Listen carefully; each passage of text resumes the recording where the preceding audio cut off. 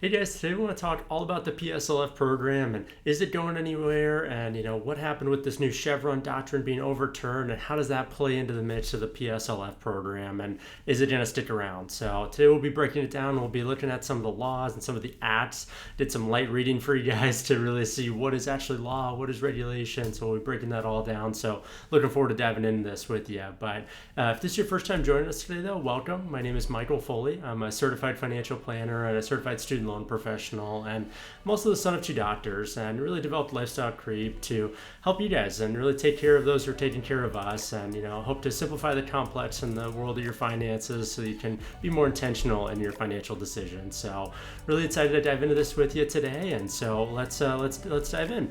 So what I wanted to, before we dive into, is the PSLF program sticking around, I think it's important to understand how the Chevron Doctrine, really changed things. And so if you're not familiar with what the Chevron Doctrine is or how that plays into this, we have another video that kind of breaks down the Chevron Doctrine and what that means. But in Cliff Notes version, essentially what it is it said that the Department of Education can't make little sub-laws called regulations anymore, and any sort of change to the law has to be going through Congress or a court system to determine what is actually constitutional and what is actually legal.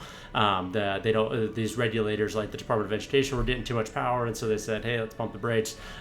We can't do that much. We can't be riffing too far off what Congress put in law, because then it's like you're making your own laws without having to go through Congress to do that, which is unconstitutional. So that's why the Chevron Doctrine got overturned.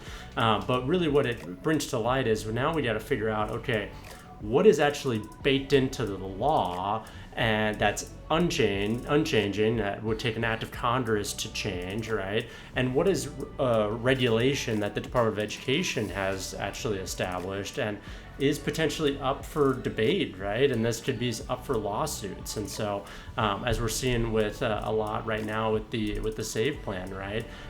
It's in legal battles right now because it is a regulation. And so, wanted to go through kind of seeing what is actually regulation. So, with the Department of Education put out some of these programs, and this is just kind of a short list of some of the key ones, but regulations that the Department of Ed has put out are like the SAVE plan. So as you're seeing, it's already seeing legal battles here. The SAVE plan replaced the repay plan, or the revised pay-as-you-earn plan.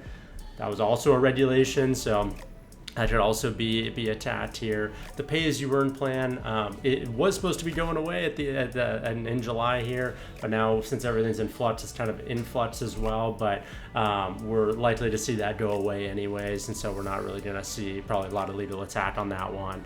The PSLF buyback. So this is where you could go and say, hey, I wish I wasn't in deferment or in a forbearance period in the past, and I want to be able to go back and buy those months back, so see what exactly my payment would have been during those times, and just kind of check when you're really close to the finish line for the PSLF. It's a regulation that they just put out, just released this summer actually. And then also the IDR waiver. This is something that this is where they were actually counting back all these months to give people a lot more credit towards these forgiveness programs. That's not a law, right? That's a regulation that the Department of Ed put into effect. So that's something that is all regulation. But now I want to talk about what is actually law, okay? So, I spent some time looking at, all right, what sort of laws have been passed in the student loan sector? And there's really two acts that Congress has passed that kind of establish the precedent for what we're able to do in the student loan world in these income-driven payment plans and forgiveness programs, right? And so the first one is the College Cost Reduction and Access Act of 2007, so kind of a mouthful. And so that's the one that actually introduced the Public Service Loan Forgiveness Program and the income-based repayment plan. So this is kind of, if you're familiar, there's two different income-based repayment plans. There's IBR new and IBR old. So if you have loans after, all of your loans are after 2014, you're eligible for the new version. But this 2007 Act actually only released the old version at that time. And so, but then in another law, the Healthcare and Education Reconciliation Act of 2010 released the updated version of the income-based repayment plan known as the IBR new. So for borrowers after 2014, you get access to a little bit lower rates of 10% instead of the 15% of discretionary income, right? But so it's great to see that, the income-based repayment plan, and that's including, for those of you who's going for the long-term forgiveness, it's including the 25-year forgiveness program on those as well. So that's something that's really, really key to know that is also a part of that. But let's break down the PSLF program. And so first off, it would take an act of Congress to get rid of the PSLF program. So hopefully that gives some peace of mind to people that this is not something that's just going to be done away with a change in regulation, or just because somebody doesn't agree with it and can sue off of it now because of the Chevron Doctrine going away. The Chevron Doctrine going away exposes all of the regulations, not the law, right? The law they still can't sue off of, and that would take revision of the law, which has to go through our entire government system to make a change on that, which is really a bigger lift, if you will, right? But what does it actually say in this? This is the Act of 2007, the College Cost Reduction Act. So let's take a look at it. So it actually says in here that you have to have made 120 months eligible on a direct loan after October of 2007. And then you have to have either been in an income-driven, or an income-based repayment plan, is it specifically their language. So it doesn't say save, it doesn't say repay, it doesn't say pay as you earn, it says income-based repayment plan. For a period of 120 months that you have to, it doesn't have to be consecutive, but it has to be 120 months, and you have to be working full-time for a qualified nonprofit, or a 501c3. Okay, so that's something that is really a big, or government institution, and also includes in there as well. So that's something that is really important to understand. Okay, those are the core rules, and I think we all kind of understand what those are, but we might be taking for granted that there's been a lot of regulations that have come out that have really made it a lot easier for people to get for forgiveness on this. And so if you remember back just, not too long ago, there's a Wall Street Journal article that came out that said there was 97% of people going for PSLF were denied getting PSLF. And so it was just a few years ago that people were really running into a lot of issues, and that could be a whole nother conversation to that. I think the numbers were quite skewed on that. A lot of people were just not even following any of those three core rules, and just applying on a whim to say, hey, well, I'm kind of working at a nonprofit, hopefully I get forgiveness. And so that really skewed a lot of the numbers. So a lot of, large majority of those didn't even have one eligible payment for the PSLF program, right? So, but still, we can see not too long ago it was a lot more difficult to get access to the PSLF program than it was, and we really had to cross our T's, dot our I's. But with all these new regulations that have come out, we have all these different repayment plans we can choose from.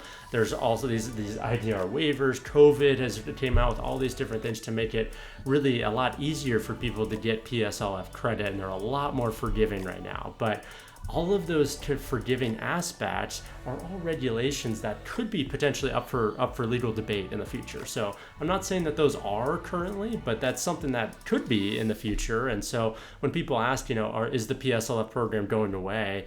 Well, I mean, it probably not, right? Because it's baked into the law. And so it would literally take an act of Congress to pluck the PSLF program away. And, even if they did pluck that away, I would anticipate they'd probably grandfather people into the program. But what I am concerned about is that these regulations could be under attack, and these regulations are the ones that are making it, they're kind of enhancing it, making it easier to get access to the public service loan forgiveness program. So something to be considering as we're going through, and that's why it's really important that you're seeking counsel on this, because we're going to have to really cross our T's, dot our I's here in the near future when it comes to looking at these forgiveness programs, because they are going to be scrutinized. And now that the Department of Education doesn't have that same level of authority that they once did within the Chevron Doctrine era, we're going to have to really be cognizant of what are we trying, what are we doing, what are the new changes that are coming out, and we have to pivot accordingly. So, and that's something that, we're really talking with our clients a lot about right now, is at the end of the day, this is still a debt that we owe, right? If this is something that, we can take advantage of one of these programs, these forgiveness programs that frankly they promised you when you took out the loans for most of our clients, right?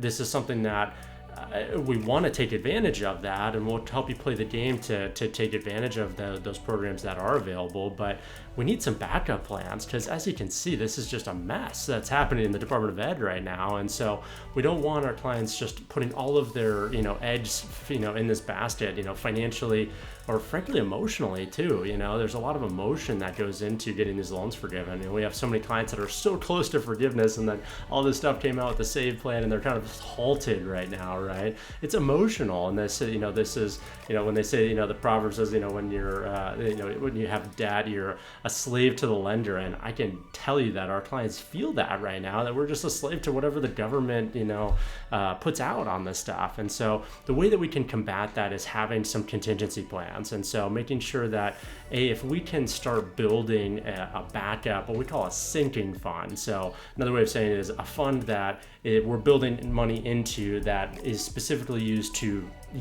put towards the loans in the future if these forgiveness plans don't work out, right? So something to be thinking about. We really like to tailor our, an investment portfolio to really line up with that time frame of when we're expected to get forgiveness in the client's situation, so that we're not just putting it into our most aggressive portfolio. We really want to optimize it so we're not taking any more risk, because we're also in a volatile, economic environment as well. And so we want to make sure that we're only taking the amount of risk that we need for that. But it can give you a lot of peace of mind knowing that, hey, if we can build up and we can continue spending less than we're making and really set more aside to as if we're paying the loans off over that forgiveness window, it's going to put you a lot more in the driver's seat throughout this process. But frankly, we have some clients that just aren't able to, right? And that's something, it is what it is, but we want to make sure that, we have a healthy sense of skepticism and have some realistic expectations with these programs. And these could save clients hundreds of thousands of dollars, if we can get you across the finish line. And so, come heck or high water, we're going to make sure that we try to get you access to these plans, but make sure that you have a professional helping you through this. I can't reiterate that enough. The clients that we were, helping last year, if we just did a one-time consult with them,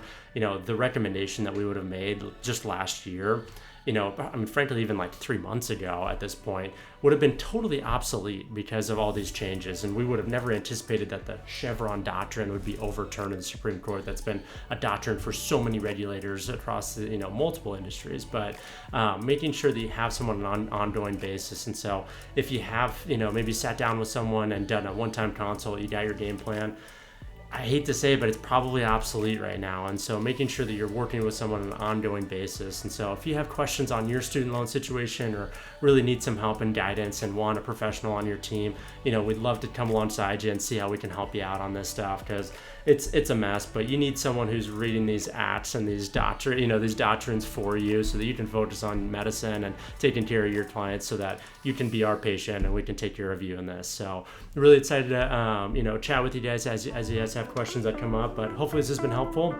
and look forward to seeing you in the next episode. Take care.